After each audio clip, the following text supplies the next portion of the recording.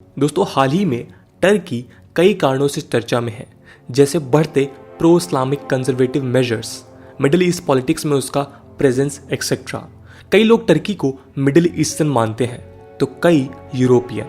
यदि हम टेक्निकली देखें तो टर्की एक यूरेशियन देश है, यानी इनका प्रेजेंस एशिया और यूरोप दोनों में ही है। आपको बता दें कि रशियन फेडरेशन को भी इसी कारणवश यूरेशियन कंट्री माना जाता है। जहां अब तक जियोग्राफिकल लोकेशन के आधार पर कंट्री को डिस्क्राइब किया जाता था, अब ये चेंज होता जा रहा है। अगर हम मिडिल ईस्ट की बात करें तो इजिप्ट एक नॉर्थ अफ्रीकन कंट्री है, पर कई एक्सपर्ट्स इजिप्ट को मिडिल ईस्ट का पार्ट मानते हैं। वहीं सिप्रस, जो एक यूरोपियन यूनियन मेंबर है, जियोग्राफिकली मिडिल ईस्ट का पार्ट कंसीडर किया जाता है। इन सभी एग्जाम्पल से हम देख सकते हैं कि मल्टीपल फैक्टर्स जैसे history, religion, culture, international relations और जियोग्राफिकल लोकेशन की मदद से हम आसानी से एक कंट्री को कैटेगराइज कर सकते हैं। आइए आज हम इस वीडियो के माध्यम से जानते हैं कि आखिर टर्की एक मिडिल ईस्टर्न कंट्री है या यूरोपियन या फिर दोनों। चलिए पहले हम टर्की के जियोग्राफिकल लोकेशन पर एक नजर डालते हैं। नमस्कार दोस्तों, मेरा नाम है आदर्श और स्वागत है आपका स्टडी IQ में। दोस्तों टर्की का लैंड मास 2 कॉन्टिनेंट्स में एक्सटेंड करता है, एशिया और यूरोप। ब्रॉडली टर्की को 2 रीजन्स में डिवाइड किया जा सकता है, एनाटोलिया और ईस्ट थ्रास, जिसे टर्किश में ट्राक्या भी कहा जाता है। एनाटोलिया पेनिनसुला टर्की का 95% लैंडमास ऑक्युपाई करता है और इसे एशियन पार्ट कंसीडर किया जाता है। वहीं ईस्ट थ्रेस टर्की का सिर्फ 5% लैंडमास ऑक्युपाई करता है और ये ईस्टर्न यूरोप या बाल्कन रीजन का पार्ट कंसीडर किया जाता है। इस प्रकार हम देख सकते हैं कि जियोग्राफिकली क्योंकि मेजॉरिटी लैंडमास एशिया में आता है, टर्की को मिडिल ईस्टर्न कंट्री कंसीडर किया जाता है। कई मिडिल ईस्टर्न कंट्रीज इस रीजन को बॉर्डर करते हैं, जैसे Syria, Iraq, Iran. Balkan countries में ग्रीस, बल्गेरिया और कॉकेशियन कंट्रीज जैसे जॉर्जिया, आर्मीनिया के मुकाबले Turkey in middle eastern countries के साथ अधिकतर लैंडमास बॉर्डर शेयर करता है। वहीं अगर हम सीज की बात करें तो टर्की कई सीज से सराउंडेड है।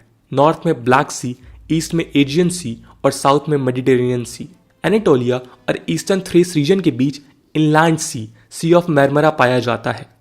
टर्की वर्ल्ड का क्रॉसरोड माना जाता है, जहां अरेबियन पेनिनसुला, मेडिटेरेनियन रीजन उसका सदर्न पोर्शन ऑक्युपाई करते हैं, बाल्कन रीजन वेस्टर्न पोर्शन और Asian Caucasian region eastern portion occupy करते हैं। टर्की की कैपिटल अंकारा, जहां 3.5 मिलियन से अधिक पॉपुलेशन पाई जाती है, एनाटोलिया में लोकेटेड है।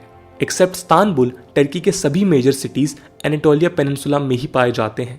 इन सिटीज का लोकेशन मिडिल ईस्ट के पास होने के कारण इस्लामिक इन्फ्लुएंस यहाँ दिखाई देता है। अगर हम जियोग्राफी को टूल की तरह यूज करें तो टर्की को मिडिल ईस्टर्न कंट्री कंसीडर किया जा सकता है। हालांकि सिर्फ कंट्री के जियोग्राफिकल लोकेशन से ही उसे कैटेगराइज नहीं किया जा सकता, हमें कई और एस्पेक्ट्स जैसे हिस्ट्री और रिलीजन पर भी गौर फरमाना चाहिए। दोस्तों भले ही रिपब्लिक ऑफ टर्की टर्क्स का करंट होमलैंड है, पर इनके एंसेस्टर्स इस रीजन को बिलोंग नहीं करते थे। हिस्टोरियन के अनुसार टर्किश लोगों का ओरिजिन यूरोप में नहीं बल्कि फार ईस्ट एशिया में हुआ था, जिसे आज वेस्टर्न मंगोलिया के अल्टाई माउंटेन से ट्रेस किया जाता है। उन्होंने 500 AD के बाद वेस्टर्न रीजन में माइग्रेट करना शुरू किया।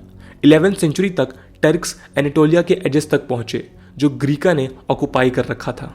1037 में टर्किक ट्राइब्स ने सेल्जुक एम्पायर स्टैब्लिश किया, जिन्होंने इवेंचुअली एनाटोलिया को कैप्चर किया। धीरे धीरे टर्किश पॉपुलेशन ने एनाटोलिया में सेटल करना शुरू किया। उन्होंने डिस्टिंक्ट टर्किश कल्चर, लैंग्वेज और इस्लामिक रिलीजन को अडॉप्ट किया। आज टर्की का 99.8% पॉपुलेशन इस्लाम को फॉलो करता है। जहां एनाटोलिया इस्लाम से इन्फ्लुएंस्ड है, वहीं ईस्टर्न यूरोप के बाइजेंटीन एम्पायर ने वेस्टर्न टर्की में ऑर्थोडॉक्स कैथोलिक रीजन को स्प्रेड करने का प्रयास किया। इसका इम्पैक्ट ये हुआ कि टर्की का वेस्टर्न पोर्शन क्रिश्चियनिटी फॉलो कर रहा था और ईस्टर्न पोर्शन या एनाटोलियन रीजन इस्लाम फॉलो कर रहा था। ये रिलीजियस डिवाइड हमें आज भी देखने को मिलता है। इस तरह हम देख सकते हैं कि मेजॉरिटी पॉपुलेशन मुस्लिम होने के कारण टर्की को मिडिल ईस्टर्न माना जाता है। हालांकि एक्सपर्ट्स के अनुसार टर्की ने मिडिल ईस्ट से सिर्फ रिलीजन अडॉप्ट किया है, पर उन्होंने अपने डिस्टिंक्ट कल्चर ट्रेडिशन के तहत अपने आप को यूरोप या मिडिल ईस्ट के कैटेगराइजेशन से दूर रखा है। टर्की के एशियन ओरिजिन को देखने के बाद चलिए अब हम इसके यूरोपियन इन्फ्लुएंस पर भी एक नजर डालते हैं। दोस्तों भले ही आज टर्की यूरोप का सिर्फ एक छोटा सा टेरिटरी ऑक्युपाई करता है, पर मेडिवल टाइम्स में उन्होंने यूरोप के वास्ट पार्ट्स को कंट्रोल कर टर्की को यूरोपियन हिस्ट्री का अहम हिस्सा बनाया है। इसकी शुरुआत हुई थी 12th सेंचुरी के एंड में, जब ओटोमन एम्पायर ने वेस्टर्न एनाटोलिया पर रूल करना शुरू किया। उस वक्त का टर्की छोटे किंगडम्स या बेलिक्स में डिवाइडेड था। इन बेलिक्स को लॉर्ड्स द्वारा रूल किया जाता था, जो आपस में ही लड़ रहे थे। इन फाइटिंग से बचने के लिए ओटोमन एम्पायर ने वेस्टर्न पोर्शन या ईस्टर्न यूरोप में एक्सपैंड करना शुरू किया। देखते ही देखते ओटोमन एम्पायर ने सुलेमान द मैग्निफिसेंट के शासन में 1529 में वियना को कैप्चर किया। ये ओटोमन एम्पायर के एक्सपेंशन का पीक माना जाता है। यहाँ से ओटोमन एम्पायर का यूरोपियन लिंक शुरू हुआ। आज भी वेस्टर्न एनाटोलिया के मुकाबले बाल्कन रीजन में ओटोमन आर्किटेक्चर का प्रेजेंस ज्यादा है, जो इनके वेस्टर्न एक्सपेंशन का ही एक नतीजा है।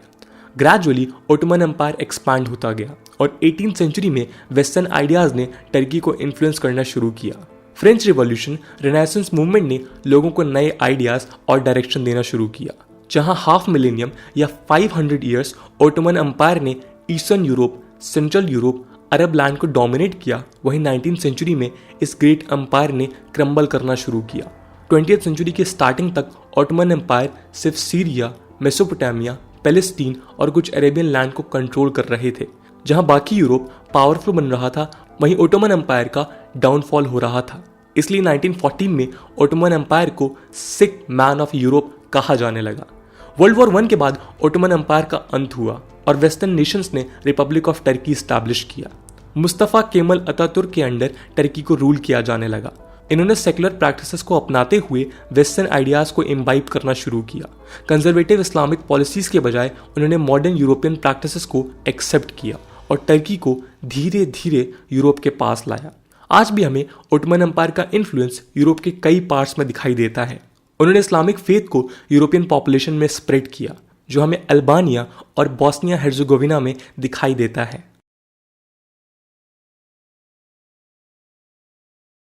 इस ब्रीफ हिस्ट्री से हम कंक्लूड कर सकते हैं कि टर्की जियोग्राफिकली मिडिल ईस्टर्न है, पर कल्चरली इस रीजन में मिडिल ईस्ट और यूरोप दोनों का ही इन्फ्लुएंस दिखाई देता है।